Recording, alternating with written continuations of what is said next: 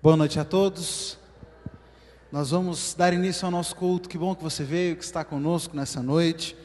E vamos poder juntos então compartilhar da palavra do Senhor, aprendermos mais a respeito do nosso Deus. Vamos continuar compartilhando sobre a importância do reino nas nossas vidas. E vamos ter a oportunidade de colocarmos diante do Senhor também um dos nossos louvores, a nossa gratidão. Sejam todos muito bem-vindos. Que fique do lado de fora toda e qualquer distração, qualquer preocupação que nos impeça de estarmos aqui inteiramente à disposição do Senhor. Nós vamos iniciar o culto assistindo ao vídeo com as nossas comunicações, para que você possa saber o que está acontecendo e vai acontecer na nossa igreja. E logo após o vídeo, então, teremos o nosso prelúdio instrumental. E nesse momento eu convido você, então, a curvar sua cabeça e silenciosamente orar ao Senhor, intercedendo pelo culto. Vamos ver então o nosso vídeo com as comunicações.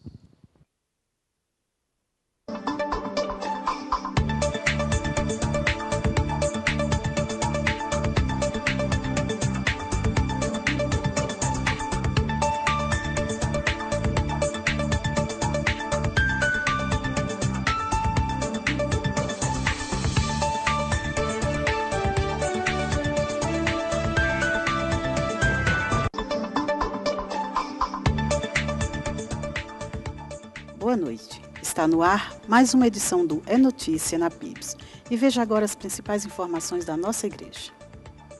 Veja no boletim os seguintes informativos: dízimo, culto administrativo. Casais da PIBS. O nosso próximo encontro do curso intensivo para os casais será dia 16 de agosto às 20 horas, quando encerraremos o intensivo. Participem! Coro masculino, ensaio nesta terça, dia 13, às 20 horas, aqui no templo.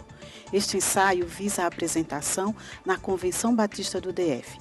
Todos estão convocados.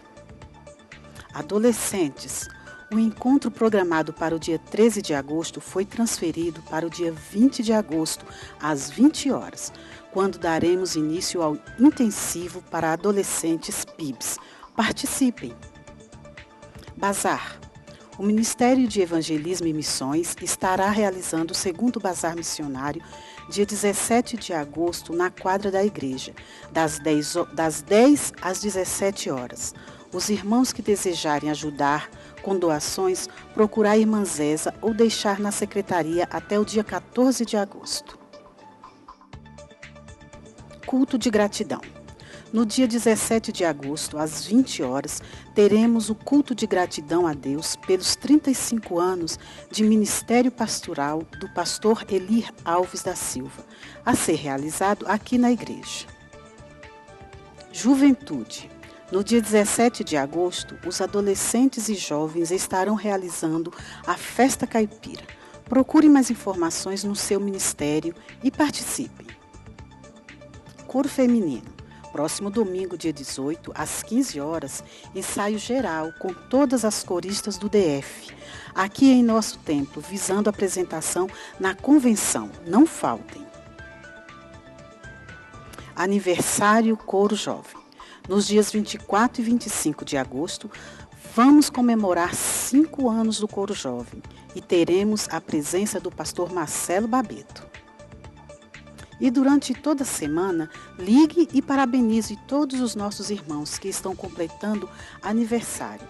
Que Deus abençoe a todos neste dia especial. Parabéns! Mais informações, acesse www.pibsobradinho.org.br ou ligue 3591-6960. Venham, participem!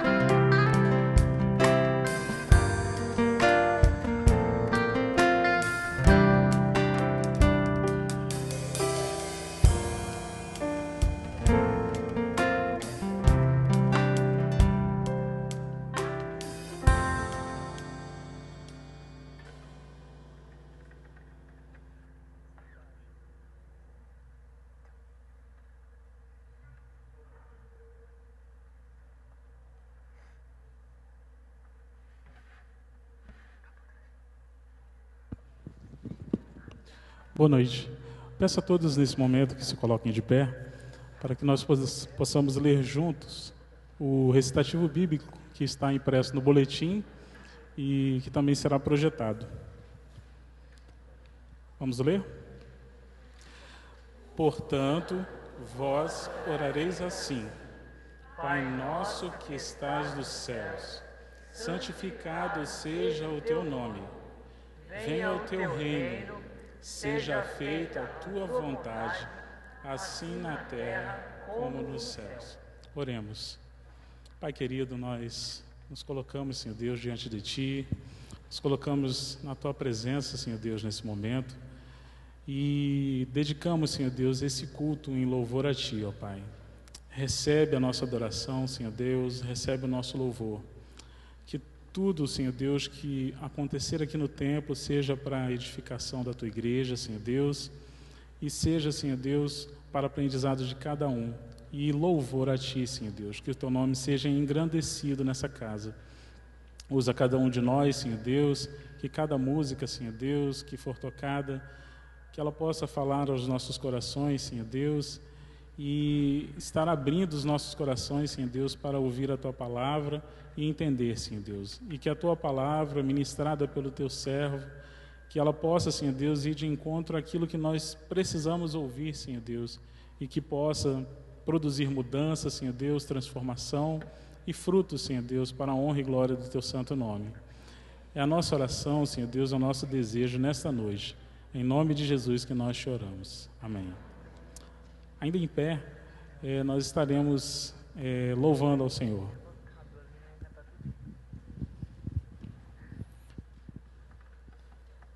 Nós estamos ainda na nossa temática de reino. Estamos ainda durante esse mês conversando sobre a vinda do reino de Deus até nós. Nós vamos começar esse momento de cânticos, cantando aquela que foi a música tema do nosso Congresso da Juventude, dizendo com a letra dessa canção que nós desejamos que o Senhor de fato venha e que Ele reine nas nossas vidas, na nossa família, na nossa cidade, na nossa nação.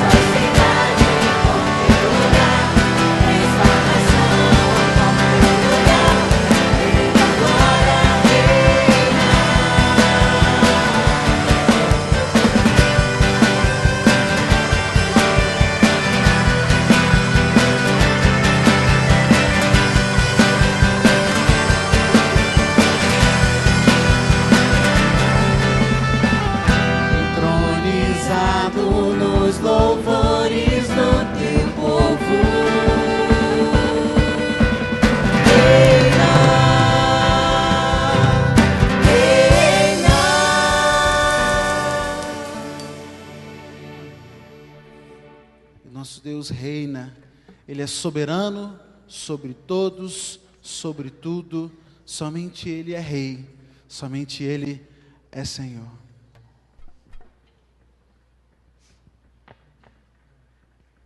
Soberano,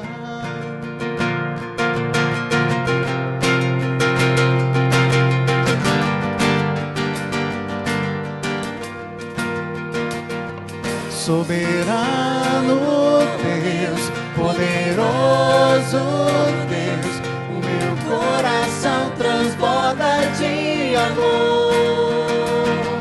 Soberano Deus, poderoso Deus, tua graça é melhor do que viver. Sobretudo, sobretudo, sobre todos, tu és Rei, tu és Senhor, o teu povo te adora, o teu nome louvará, és refúgio e segurança, em meio à tribulação, fortaleza, esperança, dono do meu coração.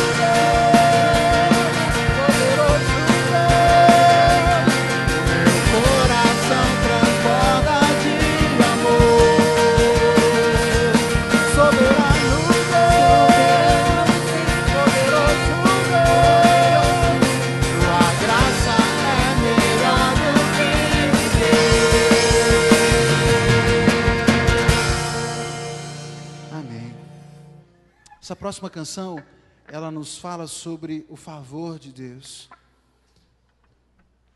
Que nada do que nós temos, nada do que nós alcançamos, vem a não ser pela bondade, pelo favor do nosso Deus, que é maravilhoso, santo e poderoso. Vamos cantar então, o favor de Deus.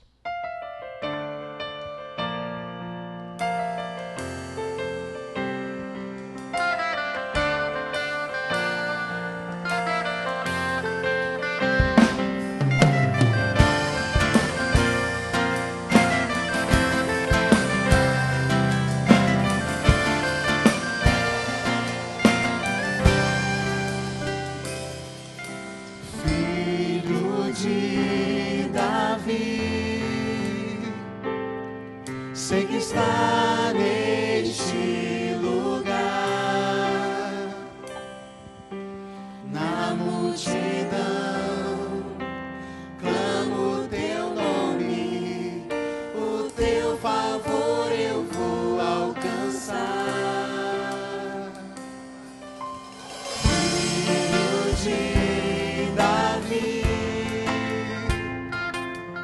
sei que está neste lugar, na multidão, clamo teu nome, o teu favor eu vou alcançar. O favor de Deus é o que abre as portas pra mim, faz o impossível acontecer. Se estou fraco, me levanta, não me abandonará. Maravilhoso, santo, poderoso Deus, filho de Davi, sei que está neste lugar, na multidão, clamo teu nome, o teu favor eu vou alcançar. O favor de Deus é o que abre as portas pra mim, faz o impossível acontecer. Se estou fraco, me levanta, não me abandonará. Maravilhoso, santo, poderoso Deus, o favor de Deus é o que abre as portas pra mim, faz o impossível acontecer. Se estou fraco, me levanta, não me abandonará. Maravilhoso, santo, poderoso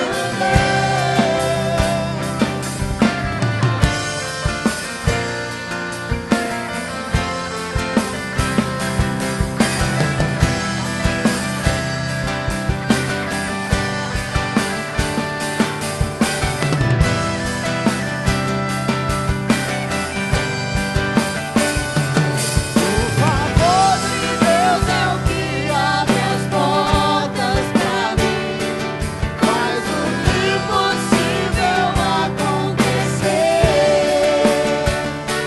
Se estou fraco, me levanta, não me abandonará.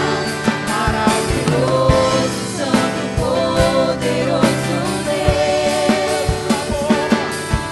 o favor de Deus é o que abre as portas pra mim, faz o impossível acontecer. Se estou fraco, me levanta, não me abandonará. Maravilhoso, santo, poderoso Deus,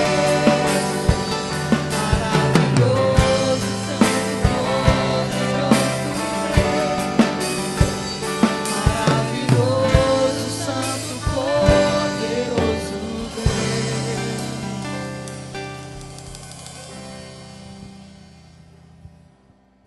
Você que está nos visitando, permanece em pé, os demais podem sentar, por favor. Nós estamos agradecidos pela presença de todos vocês que estão conosco. Para nós é uma alegria, são várias pessoas, nós agradecemos. Recebe aí o cumprimento da igreja. A igreja diz aos nossos visitantes,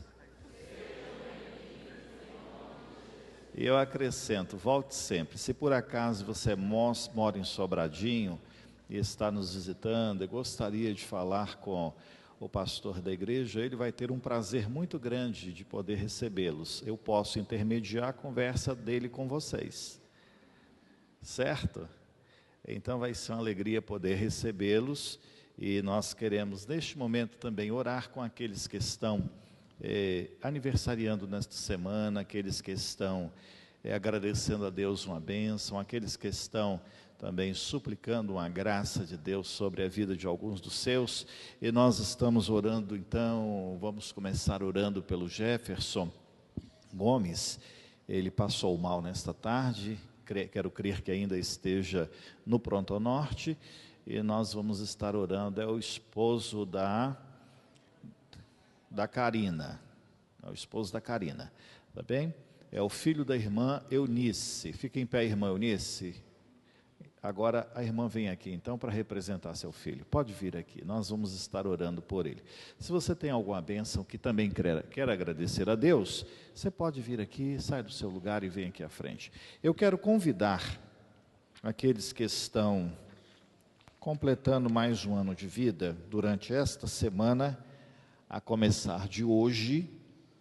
Eu quero convidar que venham aqui à frente o irmão Luiz Cerqueira, a Luzia Farias, Elza Lima André, o Francisco o Assis, o Nelson de Lima, Miriam Gomes, a irmã Edjanira Alves, a irmã Chauana Santos, o Pedro Lucas Menezes e a irmã Maria Augusta César dos Anjos. Eu convido estes irmãos que venham também aqui à frente. Durante a semana, como foi dito, você pode ligar dando parabéns a estes irmãos que estão aniversariando, e estaremos orando por vocês que vêm agradecer a Deus e vêm também suplicar uma bênção pela saúde, pela vida, não é isso? Então eu queria você pela... já está restabelecida a saúde de seu pai. Glória a Deus por isso. Então, Thalita, o trabalho novo, muito bom. Esse pessoal só está se enchendo de trabalho, né? Já tomou posse no novo concurso. Que Deus abençoe a Thalita e o Nelson, aniversariante. Que Deus abençoe, então, os irmãos. Nós também queremos suplicar, ou melhor, dizer aos irmãos, já agradecidos pela oportunidade que tivemos do culto dos pais nesta manhã, mas queremos agradecer a Deus pela vida de cada pai que está presente aqui nesta noite. Quero crer que após o culto ainda deve ter ali na frente uma lembrancinha que foi entregue para os pais no culto da manhã. Você pode pegar uma dessas lembrancinhas. Se seu pai não veio nem de manhã nem à noite, você também não veio de manhã, pegue a sua lembrancinha também para ele, e quero crer que vai ter para todos, não repetindo para quem já recebeu, que senão pode faltar para alguém que não recebeu, tá certo? Então nós vamos nos colocar em pé e vamos agradecer ao Senhor essa oportunidade da vida dos nossos irmãos. Querido Deus, no nome de Jesus, nós estamos intercedendo pela saúde daqueles que estão colocando diante do teu altar, as necessidades que têm quanto à saúde e a bênção que esperam do Senhor para a solução de algum problema. Neste momento intercedemos pelo Jefferson, que está no Pronto Norte. O Senhor há de abençoá-lo, bem como o irmão Josué, que está no Santa Luzia. Deus abençoe a vida do irmão Josué nestes dias em que ele tem enfrentado tantas batalhas com o seu problema de saúde. Nós também, Senhor, te agradecemos a bênção da recuperação, da saúde, daqueles que aqui estão para expressar ao Senhor a sua gratidão, como o caso de Zorânia, a respeito da vitória de Deus na vida de seu pai. Nós também oramos agradecidos pelas pessoas, pelos irmãos que estão completando anos de vida nesta semana, começando de hoje. Nós queremos, Deus, pedir o conforto, a graça, a bênção do Senhor sobre cada um destes irmãos. Nós rogamos, Deus, que suas vidas continuem sendo bênçãos para o Senhor, para a igreja, para todos aqueles que estão ao seu redor. Nós clamamos, Pai, que suas vidas sejam guardadas e direcionadas no Senhor. Também nós oramos, Pai, por aqueles que estão nos visitando. Desejamos muito que sejam abençoados em Cristo Jesus. Que ao término deste encontro saiam daqui revigorados, sentindo a tua graça, tendo falado aos seus corações e às suas mentes. Nós oramos abençoando-os no nome de Jesus. Amém, Senhor. Amém. Os irmãos podem sentar e nós vamos convidar o Renato Bibas, que vai estar louvando ao Senhor com uma mensagem musical.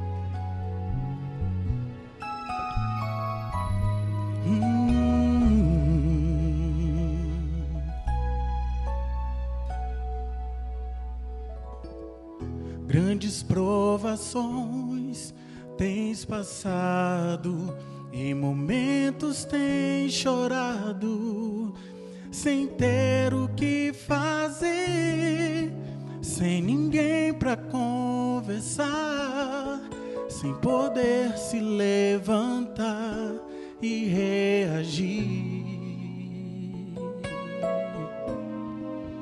Quando alguém te fere com palavras que machucam o coração, as lágrimas dos olhos molham o teu rosto, e é tanto sofrimento. Erga a tua voz e clame ao Senhor, que Ele ouvirá o teu clamor. Pra que temer, se Cristo está contigo, se Ele é teu amigo? Pra que se abater? Pra que ficar assim desse jeito? Ninguém é perfeito. Jesus ama você. Saiba que Jesus te consola. Teu sorriso então renasce ao nascer da alvorada, e jamais te deixará. Erga tua voz e clame ao Senhor, que Ele ouvirá o teu clamor.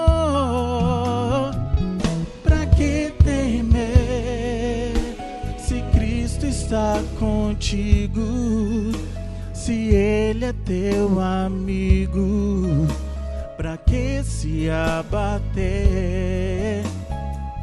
Pra que ficar assim desse jeito? Ninguém é perfeito. Jesus ama você.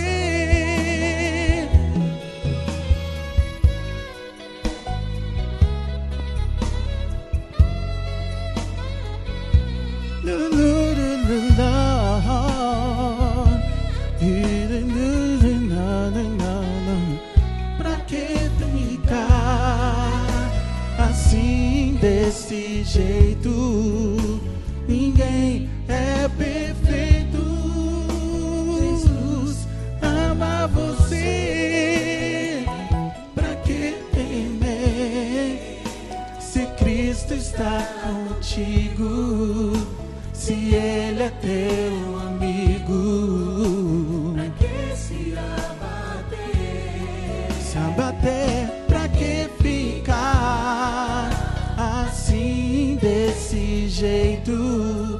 Ninguém é perfeito.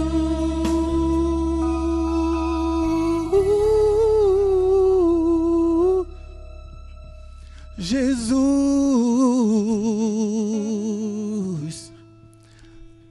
ama você.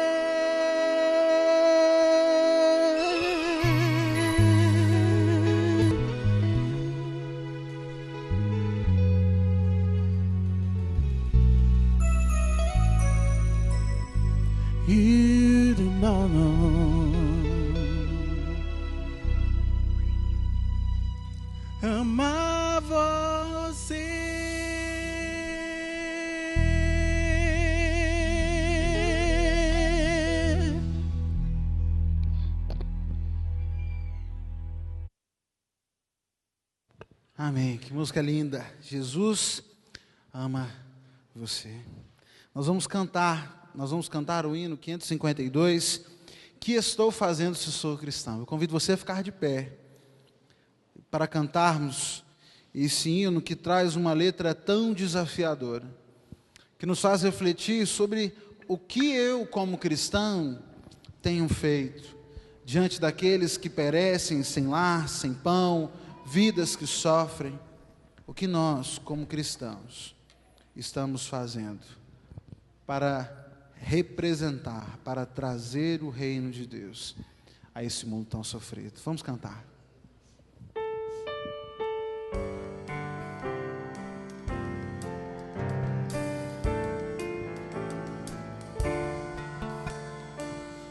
Que estou fazendo se sou cristão? Se Cristo deu-me total perdão, há muitos pobres sem lar, sem pão, há muitas vidas sem salvação. Meu Cristo veio para nos redimir, o homem todo sem dividir, não só a alma do mal salvar, também o corpo ressuscitar.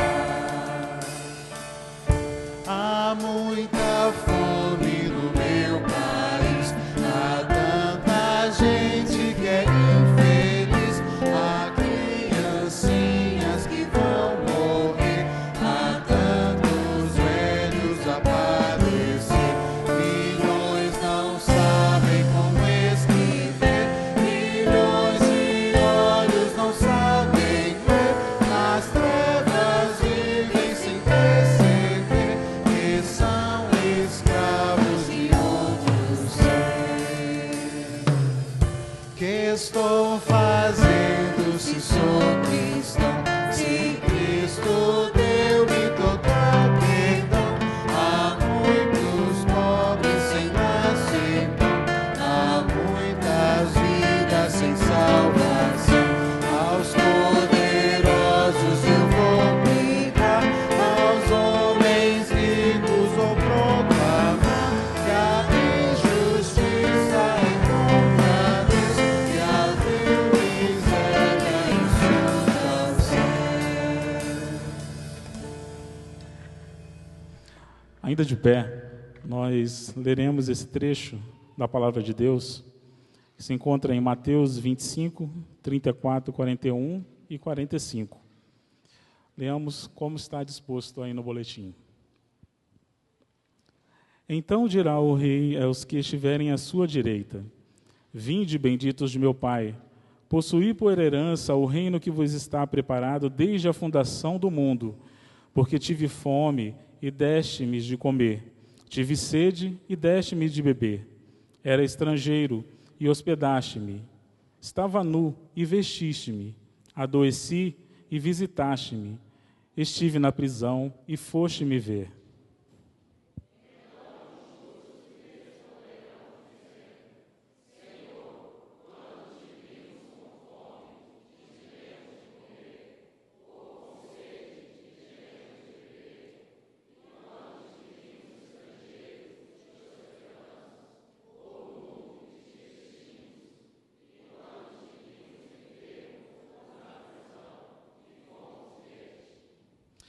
E respondendo o rei, lhe dirá: Em verdade vos digo que quando fizeste a um destes meus pequeninos irmãos, a mim o fizestes. Então dirá também aos que estiverem à sua esquerda: Apartai-vos de mim, malditos, para o fogo eterno, preparado para o diabo e seus anjos. Em verdade vos digo que, quando a um destes pequeninos o não fizestes, não o fizestes a mim. Ainda de pé, eu peço que as crianças que participarão agora do culto infantil, crianças de 1 a 7 anos, que possam vir já aqui à frente, nós estaremos orando por elas. E eu peço também que o irmão Felipe Santana também venha aqui à frente para estar orando com as crianças nesse momento.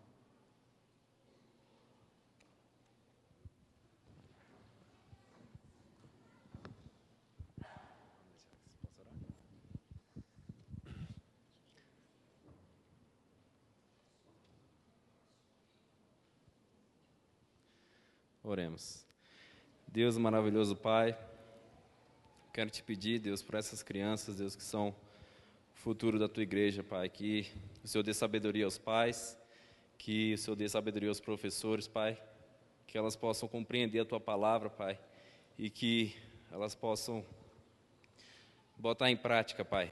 Abençoa elas e abençoa os professores. Em nome de Jesus, amém.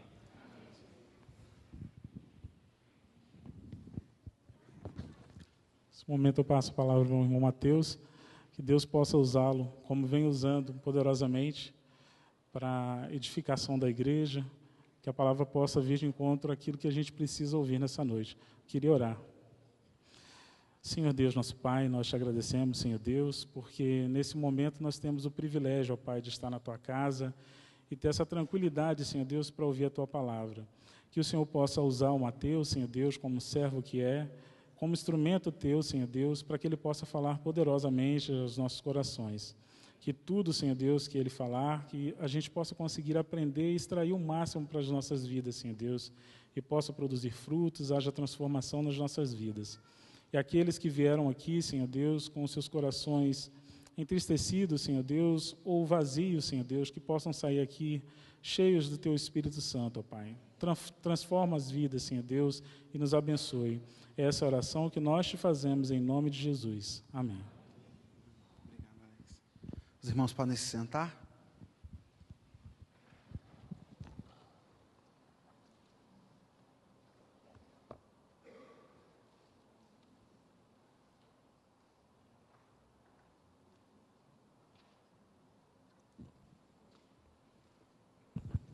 Você pode pegar seu boletim? Nós vamos ler o texto de Mateus, capítulo 6, versículos 9 e 10. Está lá logo no começo da ordem de culto.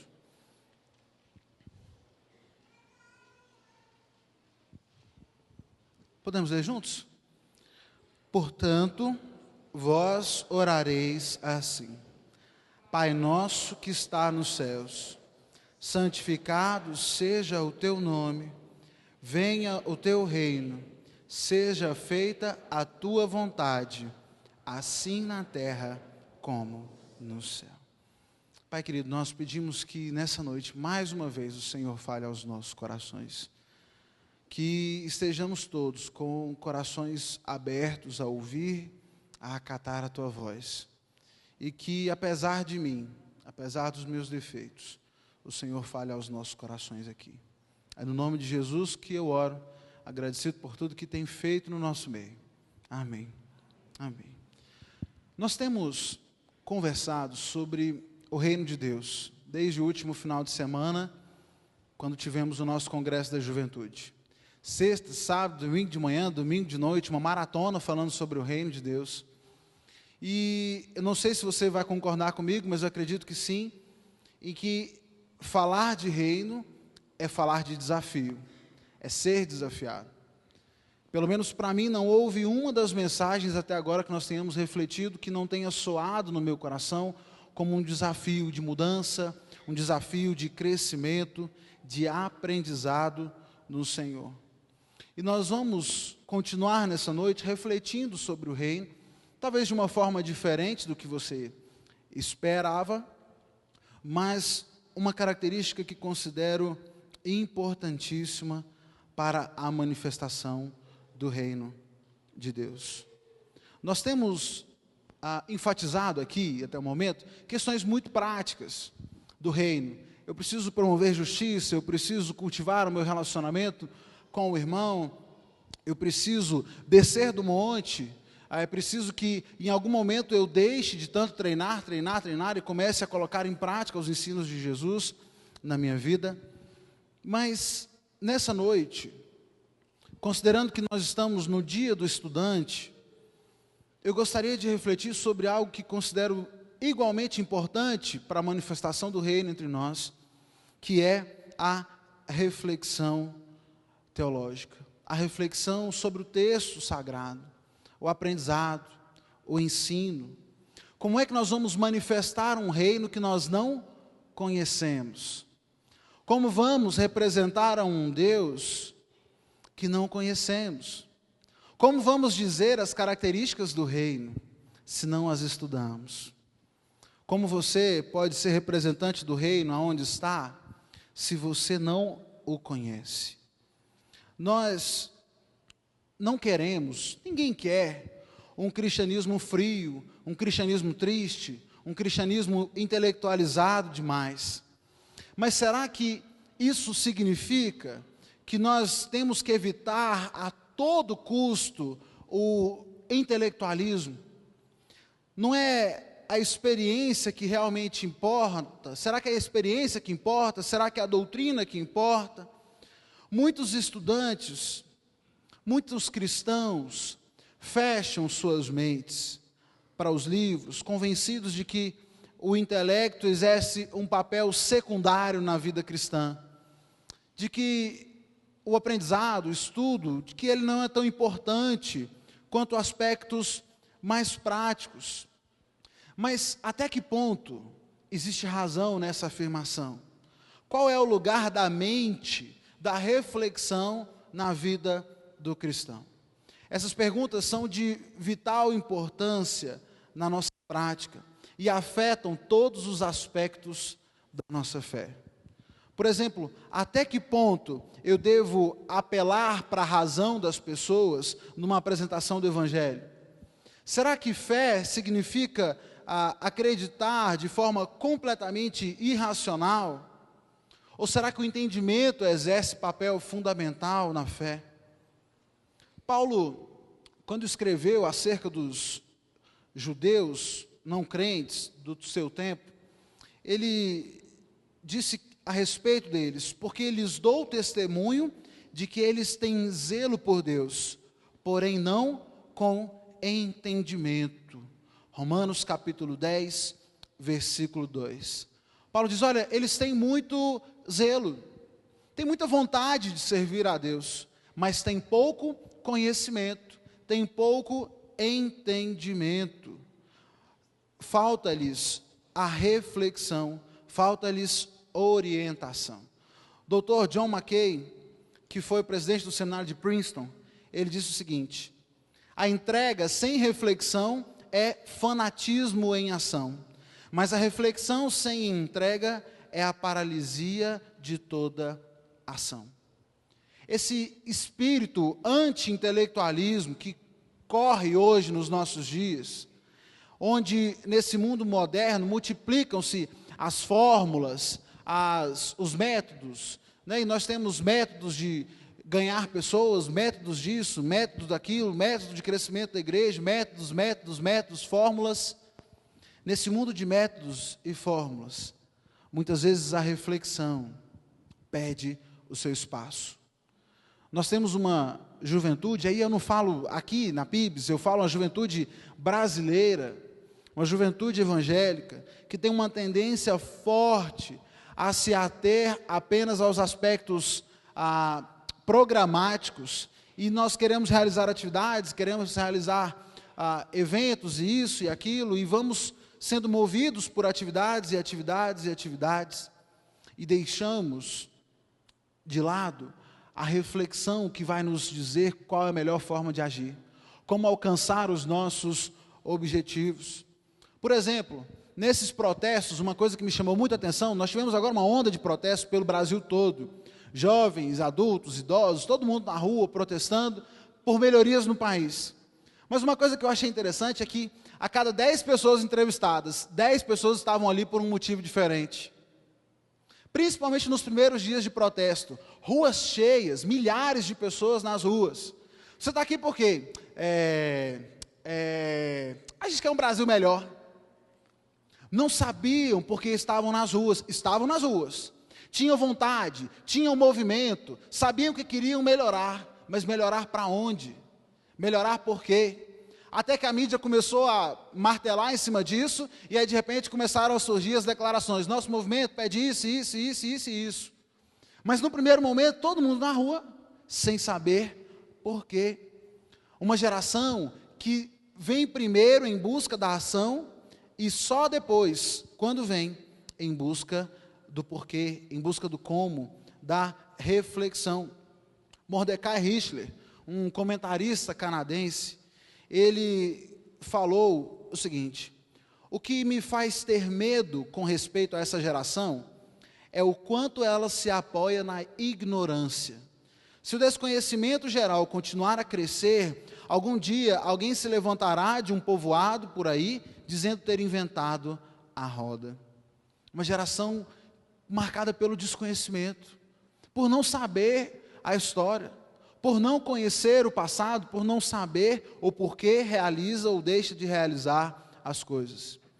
E o problema é que esse mesmo aspecto do anti-intelectualismo surge com frequência perturbadora dentro da igreja cristã. Um grupo que considera a teologia, e aí entenda o seguinte, quando eu falo teologia, eu não estou dizendo daquele que foi para o seminário fazer ali um curso de teologia, não, porque a teologia ela é produzida dentro da igreja. Você produz teologia, você reflete acerca da teologia quando você reflete acerca de Deus, acerca de Jesus, dos seus ensinamentos. Mas existe no nosso meio um entendimento que vê a teologia com certo desprazer, com certa desconfiança. Nós corremos o risco de ir aos extremos, ou fazemos uma supervalorização do ritual, e aí eu valorizo demais o formato, o jeito que as coisas são feitas, o método que é utilizado, a roupa, ou a forma como é tocado, se tem prelúdio processional ou se não tem, se mudou hoje. E aí, quando eu valorizo demais esse aspecto ritual, esse aspecto ritualístico, eu corro um risco, porque eu vou para um extremo muito grande. Agora, um outro risco também é de valorizarmos demais só a ação. Algumas igrejas estão tão focadas também na ação que desprezam toda e qualquer reflexão. Existe também o perigo da experiência. E aí nós vemos isso muito no movimento pentecostal, um movimento que coloca a experiência acima até mesmo da palavra.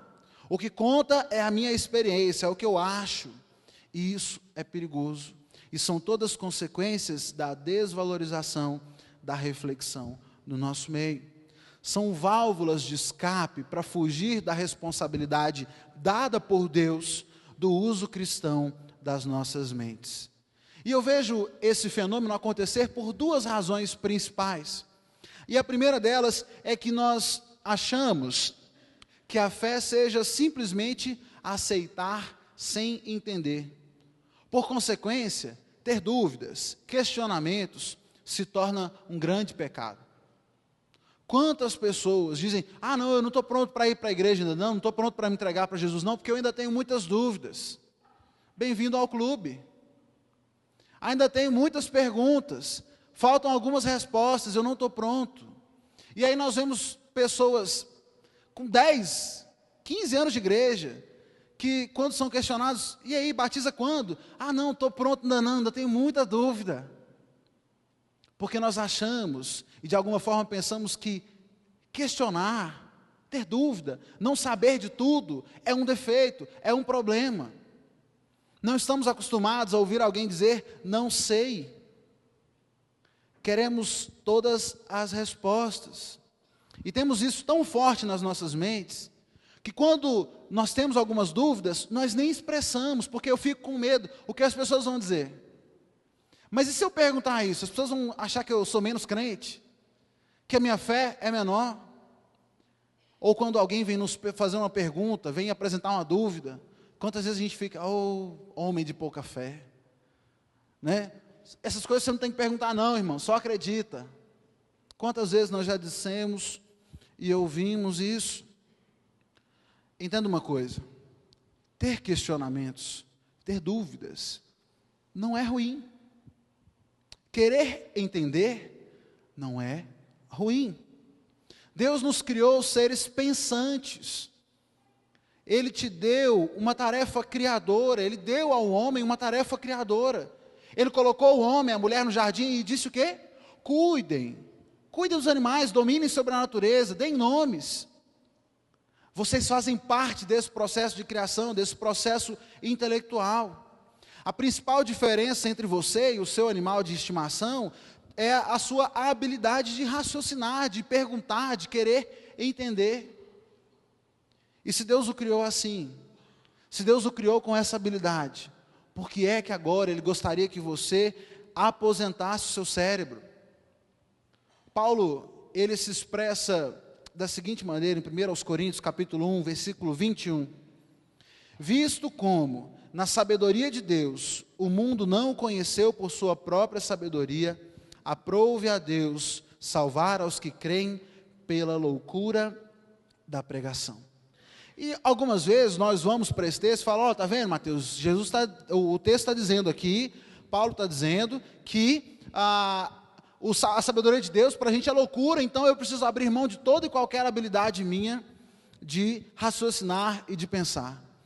Mas eu queria que você notasse no texto que Paulo, ele não apresenta uma diferença, ele não coloca como se fosse o ato de crer, o ato de aceitar fosse algo irracional, mas ele simplesmente apresenta o raciocínio de Deus de forma diferente, a sabedoria de Deus como uma sabedoria superior à sabedoria humana, de modo que com o nosso entendimento não podemos alcançar a revelação divina.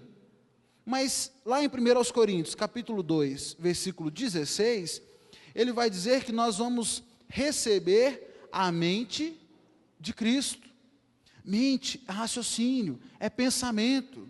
Um homem espiritual, um homem que tem o Espírito Santo habitando em si, ele é dirigido pelo Espírito, ele ganha então a habilidade de discernir espiritualmente, ele passa a ter a mente de Cristo. Essa convicção de que os cristãos têm novas mentes, fez com que Paulo apelasse confiantemente a seus líderes. Lá em 1 Coríntios, capítulo 10, versículo 15, ele diz, falo como a criteriosos, julgai vós mesmos o que digo.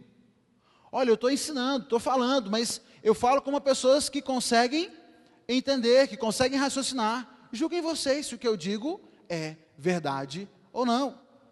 Ele não tira da presença o relacionamento. John Stott, ele disse uma coisa interessante, ele falou o seguinte, a mente cristã tem se deixado secularizar num grau de debilidade e de forma tão despreocupada, sem paralelos na história cristã. Não é fácil achar as palavras certas para exprimir a completa perda de moral intelectual na igreja no século XX. Não se pode caracterizar esse fato sem recorrer a uma linguagem que parecerá ser histérica e melodramática. Não existe mais uma mente cristã. Ainda há, certamente, uma ética cristã, uma prática cristã e uma espiritualidade cristã. Mas na condição de um ser que pensa, o cristão moderno já sucumbiu à secularização. Trata-se de uma triste negação da nossa redenção em Cristo, a respeito de quem ele diz que se tornou parte de Deus em sabedoria. Você tem a habilidade de raciocinar dada por Deus. Não tire o seu intelecto, não desligue a sua mente para que possa receber um ensinamento, para que possa aceitar a Cristo. Não é assim que funciona. Paulo resumiu o seu próprio ministério evangelístico como simples palavras, ação de persuadir aos homens. E aí nós vamos ver lá em Atos capítulo 17, o escritor de Atos nos diz o seguinte, dissertou entre eles, e aqui ele fala sobre Paulo, dissertou entre eles acerca das Escrituras, expondo e demonstrando ter sido necessário que o Cristo padecesse e ressurgisse dentre os mortos, e dizendo, este é o Cristo, Jesus, que eu vos anuncio. O resultado, Lucas acrescenta, foram alguns deles persuadidos. Paulo passa alguns dias na sinagoga, ele ficou 3 semanas, 3 finais de semana, ensinando na sinagoga, para que as pessoas pudessem entender e aceitar aquilo. E o texto diz que as pessoas foram persuadidas. Persuadir é um ato de raciocinar. Você expõe uma ideia e a pessoa, ao aceitar aquilo, ao entender e acatar o que você diz, ela é persuadida. Ele não está falando aqui de colocar simplesmente as ideias na mente. Nós temos uma influência muito grande do nosso colonialismo. Nosso país foi, de certa forma, evangelizado na marra. Não é assim que a gente estuda na história? Que o evangelho, no primeiro momento, veio à força. E, de alguma forma, nós hoje achamos que é assim que deve ser. Nós queremos que as pessoas engulam o evangelho da forma como for, sem questionar, sem entender. Todos os verbos que o autor emprega no texto de Atos, ele fala sobre persuadir, anunciar, demonstrar, expor. Todos eles se remetem a uma atividade intelectual. A nossa missão também é intelectual. 1 Pedro capítulo 3, versículo 15. Antes, santificai ao Senhor Deus em vossos corações, e estais sempre preparados para responder com mansidão e temor a qualquer que vos pedir a razão da esperança que há em vós. Qual é a razão da sua esperança? Qual é a razão da sua fé? Muitos cristãos, quando são questionados, não sabem. Qual é a razão da sua fé? Eu não faço pergunta não, eu só creio. E nós queremos que respostas como essa façam diferença nesse mundo. Num lugar onde as crianças já nascem questionando. O menino já sai da barriga questionando o médico por que bateu nele. E nós queremos que essa geração questionadora, essa geração que quer entender, que quer aprender, simplesmente aceite, sem reflexão, não vai funcionar. Então, se você está aqui, você cresceu na igreja, mas tem medo de perguntar, tem medo de aprender, entenda, aprender não é ruim. Ter dúvidas faz parte da vida cristã. Busque solucioná-las, porque aquelas pessoas que não têm dúvidas, normalmente são as que menos estudam, são as que menos procuram. Quando você se debruça sobre o texto, você vai estudar e você quer aprender mais sobre Deus, as dúvidas vão surgir. Vá atrás, sane essas dúvidas. Porque lá na frente, quando você for questionado, quando você for perguntado, você saberá dizer qual é a razão da sua esperança, qual é a razão da sua fé. Um outro motivo pelo qual nós abolimos a reflexão do nosso meio é porque, de alguma forma, nós achamos que reflexão teológica, o estudo da palavra, é, de alguma forma, coisa para quem não tem nada melhor para fazer. Esse negócio de teologia é coisa para quem não tem coisa mais importante para fazer. Eu tenho muitas coisas para fazer, para estudar teologia. Eu me lembro que quando eu entendi o chamado de Deus para ir para o seminário, e eu até compartilhei algumas dessas coisas lá na formatura, eu pensava o seguinte: se eu quero ser pastor, se eu entendo que Deus me quer pastor, então eu tenho que fazer teologia. Mas eu fui para o curso de teologia já na minha cabeça, eu vou porque eu sou obrigado a ir. Porque eu não quero ser teólogo. Aquela ideia embutida na cabeça de que teologia é coisa de gente desocupada. Não, teologia é muito distante da igreja. E talvez essa seja a sua ideia. Não, isso é coisa para quem não tem tempo. A gente tem mais é que envolver na obra, pôr a mão na massa. Refletir é coisa para os outros. Mas quanto mais você estuda, quanto mais você aprende, você percebe que não pode estar mais errado esse conceito. A nossa igreja latino-americana, ela vive hoje um déficit teológico. Nós não temos mais estudo nas igrejas. Densos, eu digo, de querer aprofundar, de querer entender a fundo as questões bíblicas, de querer responder as questões que são feitas no nosso cotidiano.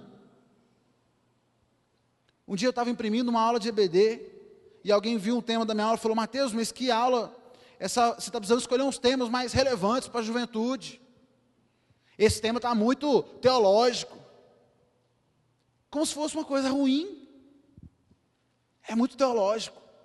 Você precisa ensinar o que eles vão fazer na escola, o que eles vão fazer na faculdade. A gente quer as regrinhas.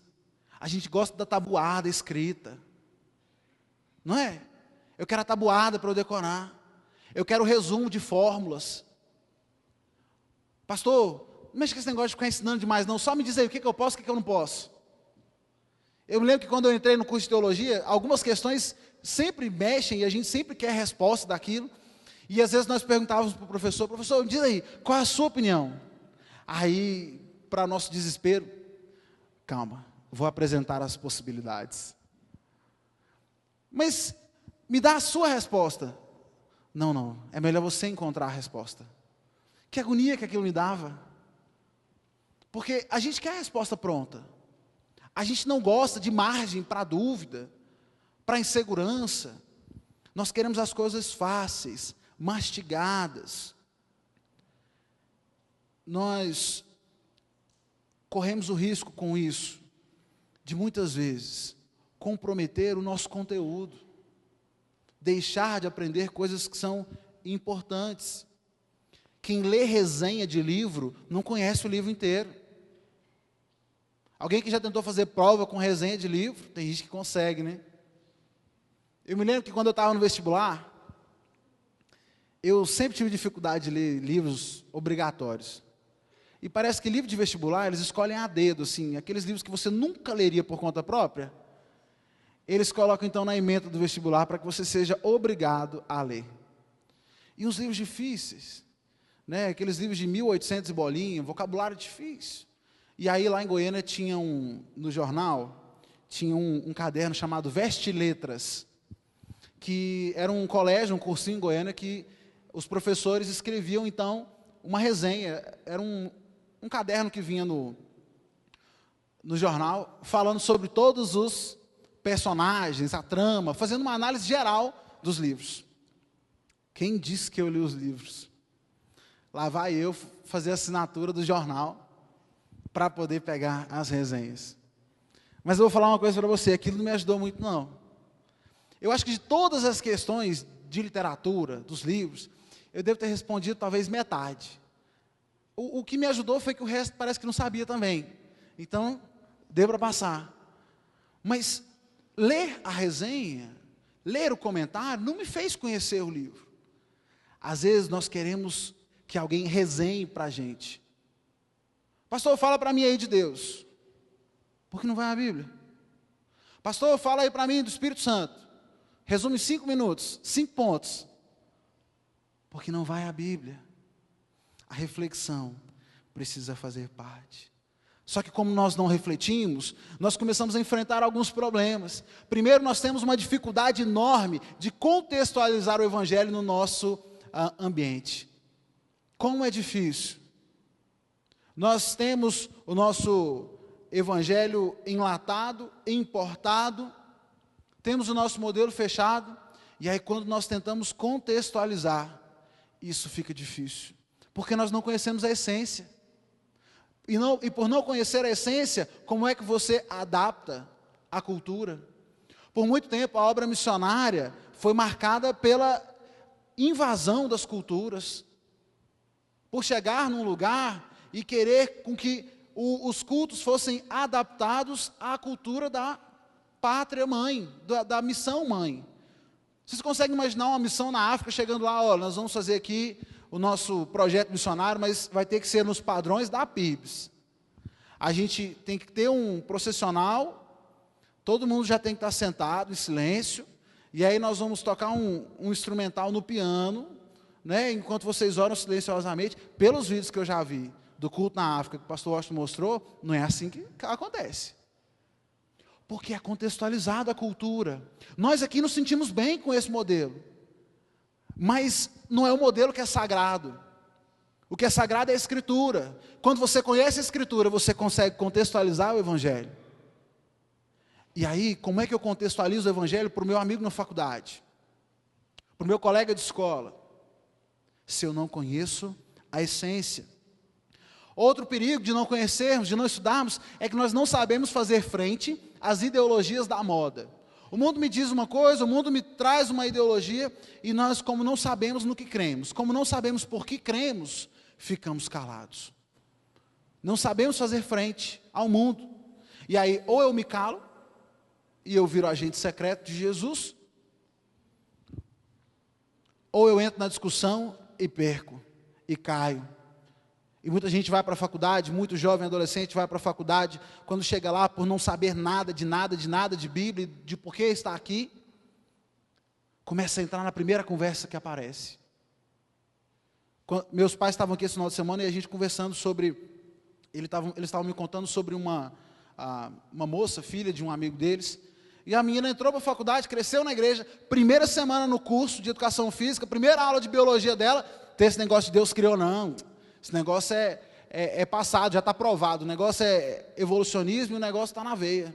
Nunca mais voltou na igreja. Primeira aula, que vergonha. Não tem certeza do que crê, porque crê quando creu. E aí, quando é confrontado pelas teorias, pelas ideologias, não sabe o que fazer. Uma outra consequência perigosa é a perda das segundas e terceiras gerações de gente evangélica. Você que foi criado na igreja, que cresceu, filho de crente, neto de crente, que está aqui desde criança, que frequentou a classe lá dos Tochinhas de Cristo, lá na minha igreja tinha uma classe das crianças que chamava Tochinhas de Cristo, eu achava aquilo muito engraçado, eram as Tochinhas de Cristo, frequentou lá a classe das Tochinhas de Cristo, cantou no coro das crianças no Dia dos Pais, mas porque não refletiu, porque não aprendeu, estava aqui só por estar, porque o pai trazia, mas nunca entendeu de fato o que é que estava fazendo aqui. Acabou se perdendo quando foi questionado, quando teve a sua base teológica questionada. Nós temos o desafio de nos envolvermos no estudo, no aprendizado. Mateus, mas isso faz parte do reino? Eu achei que você fosse falar de reino, e vem o teu reino, só de pôr a mão na massa. Mas como é que eu ponho a mão na massa, se eu não sei a quantidade de areia, de cimento, a quantidade de pedra que vai, o ponto, que tanto de água eu ponho? Não dá. Eu me lembro que a gente estava construindo lá em casa, e eu achava o muro muito feio. O muro estava só no tijolo, e aí eu inventei. Não tinha noção nenhuma. Não, pai, vou rebocar o muro. Vou rebocar o muro. Menino, criado em casa, bebendo leite com ovo maltine, né? Sabia de nada, peguei a enxada. Não, vamos lá. E aí, meu pai foi dizendo, e eu, só para peneirar a areia, eu já estava morrendo. Segurar a tal da peneira, aquele peso da areia, peneirei a areia, misturei, fiz o cimento, e na hora de pôr aquilo na parede, quem disse que aquilo parava? A massa não parava, e eu pegava espátula, eu pegava tudo, e eu jogava, e ela caía, e meu pai, esse negócio vai ficar pior do que sem. Vai não, pai, vai não, vai ficar bonito, vai ficar bonito. Eu nunca vi um reboco tão feio na minha vida. Eu estava cheio de boas intenções, mas eu não sabia como fazer aquilo. Eu não tinha absolutamente a menor ideia do que eu estava fazendo, não estava preparado. Queremos trazer o reino de Deus, queremos que o reino de Deus faça a diferença. Se prepare. É preciso saber, é preciso entender, é preciso conhecer. E hoje, dia do estudante, o meu desafio a você é: estude a palavra.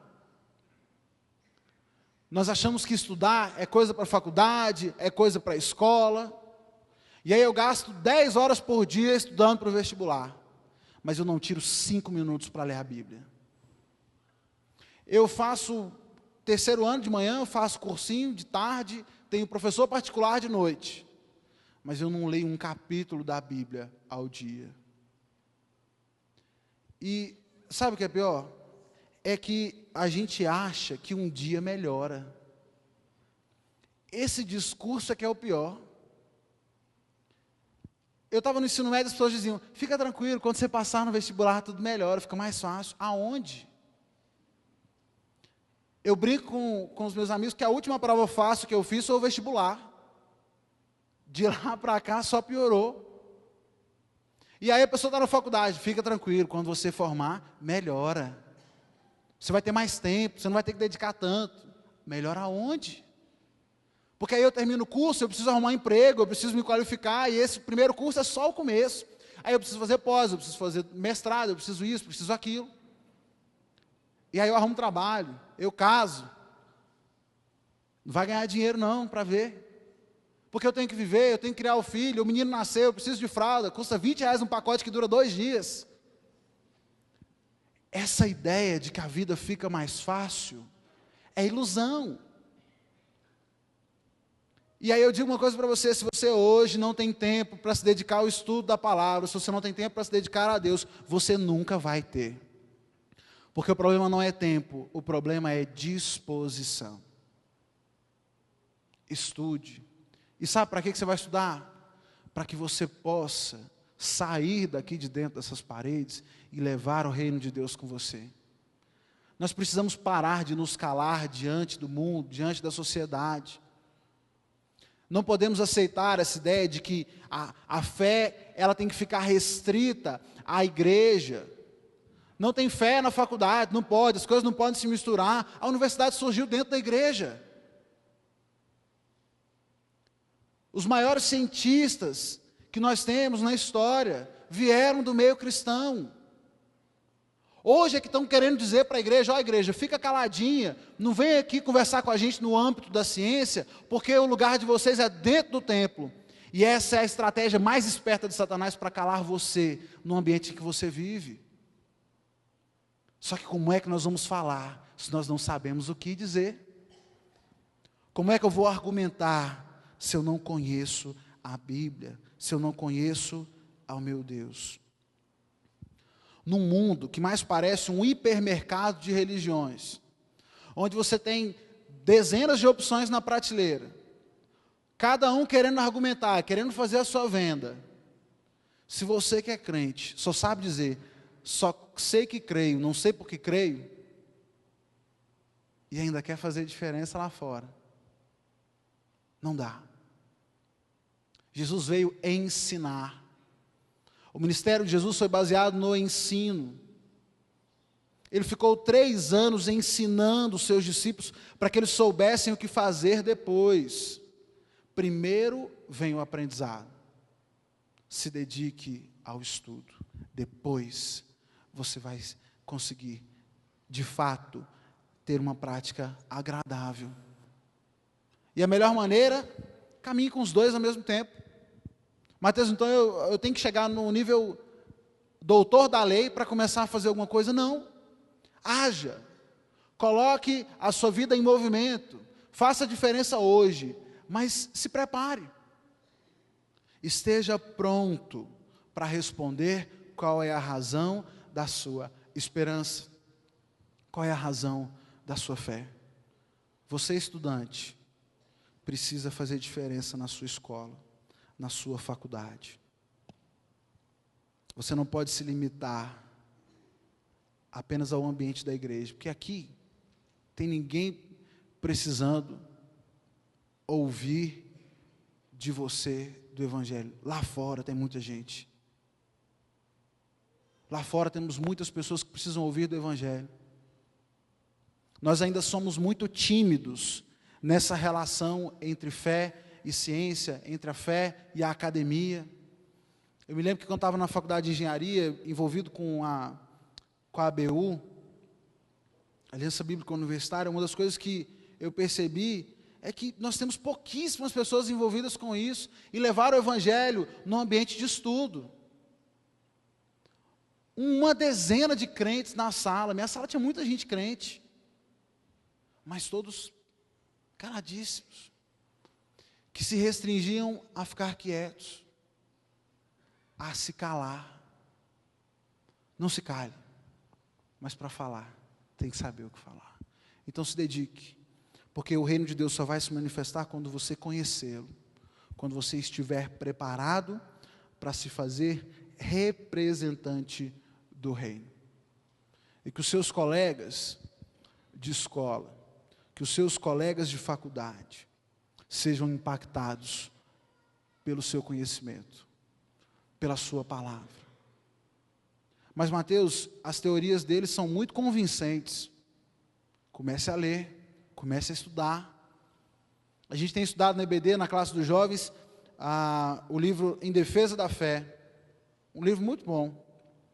E aí ele trata os principais questionamentos que são feitos em relação à fé cristã. Quando você se dispõe a estudar, quando você se dispõe a ir atrás, você começa a perceber que nós não estamos assim tão ultrapassados, tão na lama.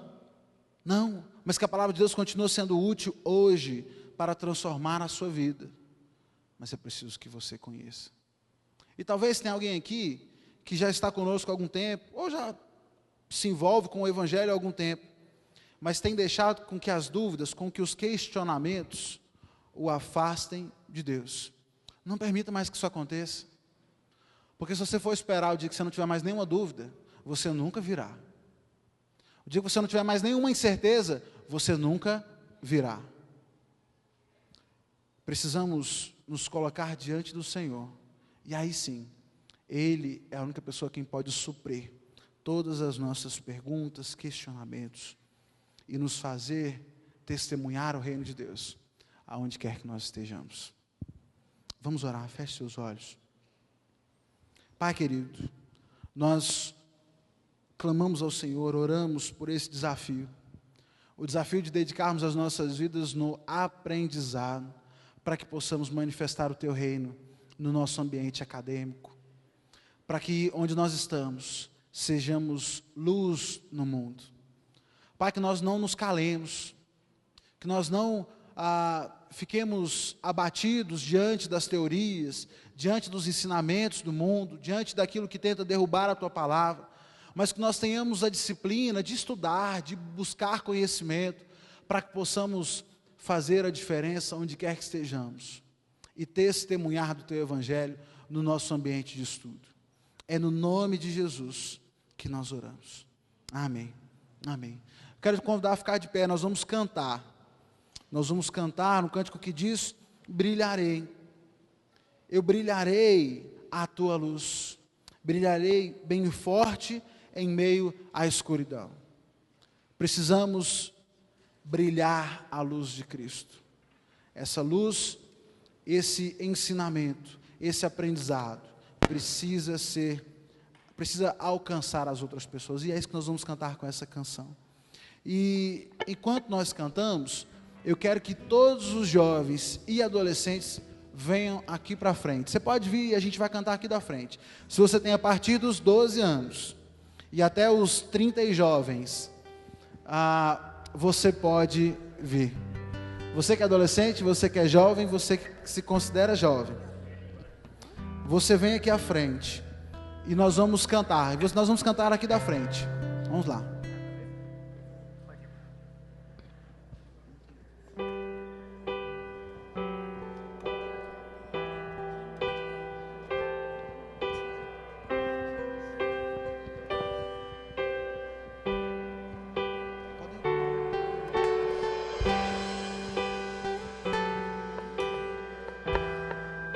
Se vocês quiserem ficar virados para a tela, para ver a letra, fiquem à vontade. Vamos lá. Senhor, eu vi.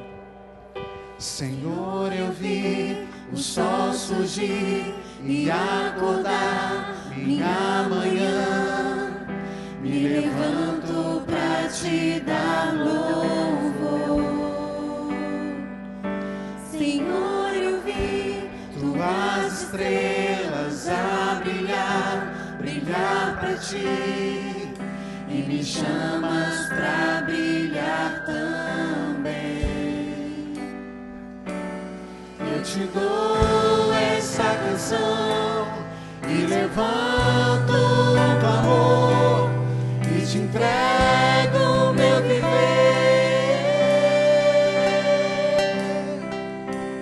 Brilharei como as estrelas que estão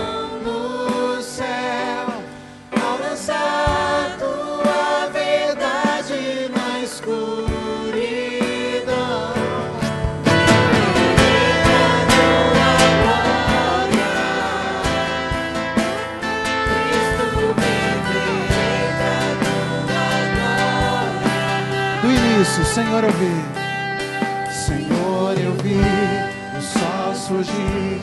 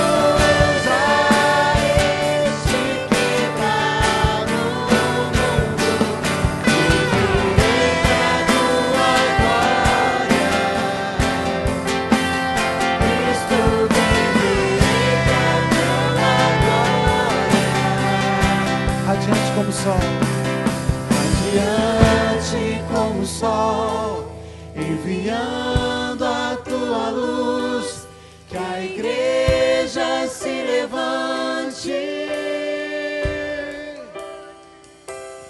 explodindo em amor, como um forte resplendor, incendeia a tua igreja,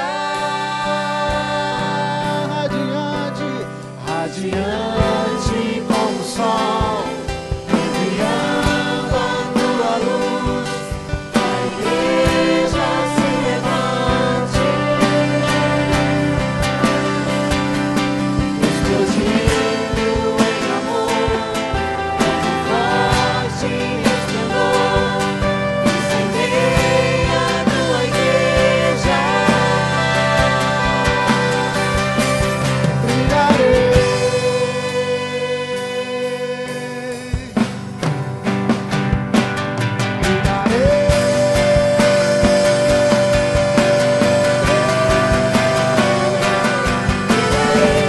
como as estrelas que estão no céu, ao lançar tua verdade na escuridão, viverei da tua glória, Cristo, viverei da tua glória.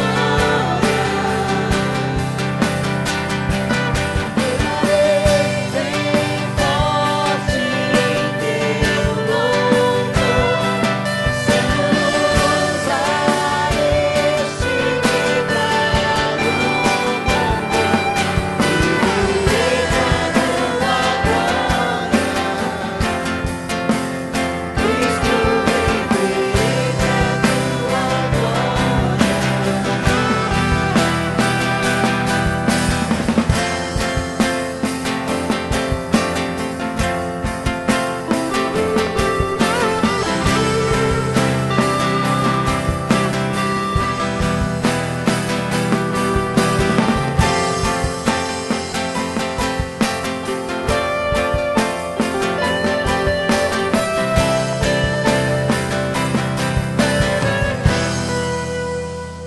Vocês que estão no corredor, chega mais, vamos ocupar esse espaço aqui. Pastor Austin, peço que ele ore então pela nossa juventude. Nós, como estudantes, temos um desafio de fazer a diferença no meio acadêmico também. Chega de separar fé e academia, de separar fé e estudos. Nós precisamos fazer essa diferença. Pastor, então vai orar pela vida da nossa juventude. Antes da oração, Mateus, depois de ter ouvido esta palavra, enquanto ouvi a mensagem, me veio à mente sobre que o reino de Deus é conhecer a Ti, o único Deus verdadeiro, e a Jesus Cristo, aquele que Tu enviaste. Conhecer. A Bíblia diz: errais por não conhecer as Escrituras. Enquanto ia pensando naquilo que a mensagem estava dizendo e fluindo, me veio o sentimento e o pensamento de que nós poderíamos estudar, conhecendo Deus e fazendo a sua vontade. De modo prático, é algo que a gente precisa parar, planejar o tempo, eliminar algumas atividades que são feitas na vida da igreja, para que nós tenhamos tempo de estudar naquele período, conhecendo Deus e fazendo a sua vontade. Por certo, uma mudança na nossa alma, na nossa vida, no nosso coração, no nosso modo de pensar e agir, vai acontecer. E meus irmãos, Deus falou nesta noite a nós. Eu aprendi há muito tempo, e uma vez eu preguei uma mensagem, quando era pastor em Ubatã, eu preguei: quando Deus fala, alguma coisa acontece. Todo mundo sabe disso. Só que esse negócio pegou que quando o povo me encontra, ele diz assim: quando Deus fala, alguma coisa acontece. E essa frase então ficou norteando o meu ministério e a minha vida. Olha, Deus falou ao nosso meio. E o que vai acontecer a partir daqui, depende exclusivamente de você. Há algo que coloquei no boletim deste dia, relacionado aos pais, quando eu falei do interesse e da vontade. Se houver o interesse e a vontade para o que foi dito aos nossos corações nesta noite, o que Deus quer fazer vai acontecer. É uma força jovem da igreja. Olha que eu fico assim realizado em estar cercado por tanta gente bonita, por tanta gente capaz de fazer coisas extraordinárias. Não deixe que a tua faculdade, não deixe que o teu trabalho, não deixe que os teus interesses adie aquilo que você tem que fazer para o reino de Deus. Deus está te chamando hoje. Deus não está te chamando no último dia da sua vida. Deus falou com você hoje. E hoje Deus está dizendo que você precisa crescer, que você precisa projetar o reino dele, que você precisa conhecer a vontade dele na sua vida. Vamos orar. Pai de amor, a tua palavra, ela fala ao nosso coração de maneira extraordinária. A tua palavra, Senhor, leva-nos a pensar, a refletir e a tomar uma posição em nossas vidas. Nós estamos em um tempo que o Senhor e o mundo buscam testemunhas, buscam pessoas que queiram projetar o teu reino. Que nós somos estas pessoas chamadas e vocacionadas pelo Senhor. Nós já temos a vocação. Fomos chamados para a salvação em Cristo. Mas a nossa função está muito longe daquilo que precisamos fazer para o teu reino. Ajude-nos, Pai, com esta palavra, a resgatar a nossa função aqui na terra, na projeção do teu reino, onde quer que estejamos. Nós pedimos, Deus, que a vida dos nossos irmãos que são estudantes sejam graça de Deus, astros de Deus, aonde estão estudando, aonde estão trabalhando, aonde estão vivendo. Nós pedimos, Deus, que a tua palavra seja o desejo maior do coração e da vida dos nossos jovens. Nós oramos agradecidos pela vida do Mateus, pela palavra que o Senhor nos trouxe e pela vida dos nossos queridos irmãos, que podem ser uma força proclamadora, pode ser uma força santificadora, pode ser uma força unificadora, pode ser uma força de restauração de vidas, porque eles são teus e pertencem a ti. Nós oramos por cada um, no nome de Jesus. Amém, Senhor, amém. Vocês podem? Então vocês sobem aqui para o coro, que Mateus quer falar com vocês. Quero crer que o grupo de lá entra pela porta ali, os demais podem sentar, entram pela porta ali para ficar mais fácil, que aqui estão esses instrumentos. Deixa-me então só dar uma palavra final neste momento. Estamos encerrando o culto desta noite. Parece-me que lá na quadra está sendo oferecido alguma coisa para todos nós.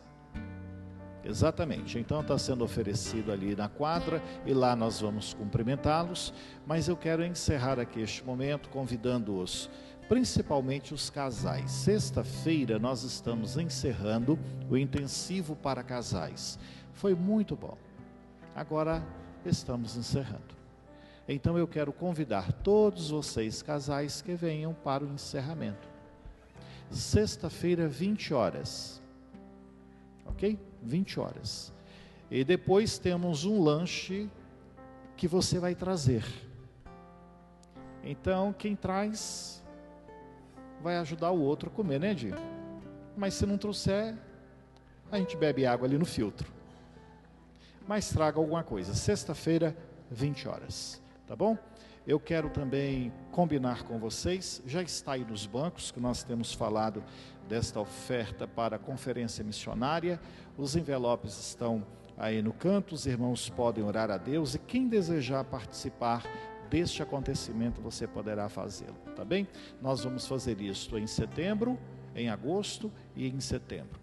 E também nós queremos convidá-los para o culto de domingo pela manhã, quando nós teremos a Assembleia Administrativa da Igreja. E a juventude continuará então com as atividades no próximo domingo. Não é isso? Então, muito bem. Curve suas cabeças, nós vamos impetrar a bênção, agradecidos pela presença de todos vocês conosco aqui, muito obrigado por terem vindo, e nós desejamos que retornem na graça e na paz de Cristo Jesus. Vamos orar? Senhor, muito obrigado por tudo que aconteceu aqui. Agora nós estamos encerrando este culto e retornando aos nossos lares. Nós vamos na graça e na paz que o Senhor nos dá, porque a tua palavra diz que o anjo do Senhor acampa-se ao redor dos que o temem e os livra no nome de Jesus. A graça de nosso Senhor Jesus Cristo, a comunhão e a consolação do Espírito Santo de Deus, reine sobre nós, o teu povo, hoje e para todos sempre. Amém, Senhor. Amém. Eu cumprimento os irmãos na quadra e sairemos após o pós-lúdio.